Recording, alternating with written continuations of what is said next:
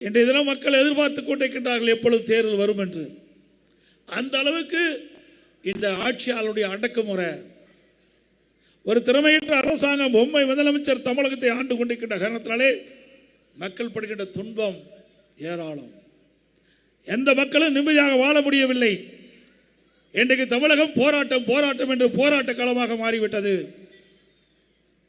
இன்றைக்கு அரசு ஊழியர்கள் போராட்டம், தூய்மை பணியாளர்கள் போராட்டம், இடைநிலை ஆசிரியர்கள் போராட்டம், பகுதி நல ஆசிரியர்கள் போராட்டம், செவிலியர்கள் போராட்டம், மருத்துவர்கள் போராட்டம், விவசாயிகள் போராட்டம்.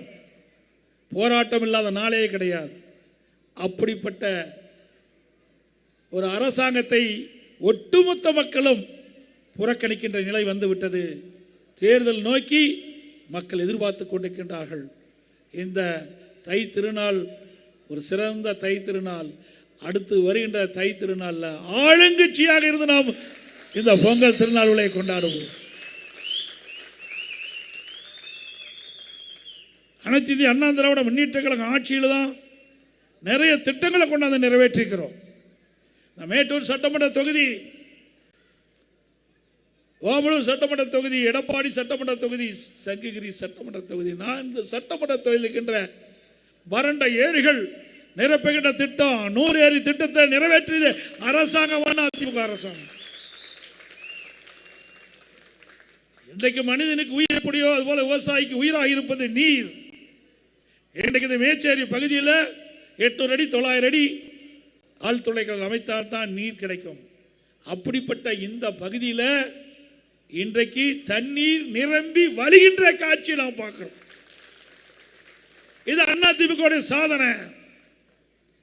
இன்றும் இந்த திட்டம் முழுமையாக நிறைவேறவில்லை.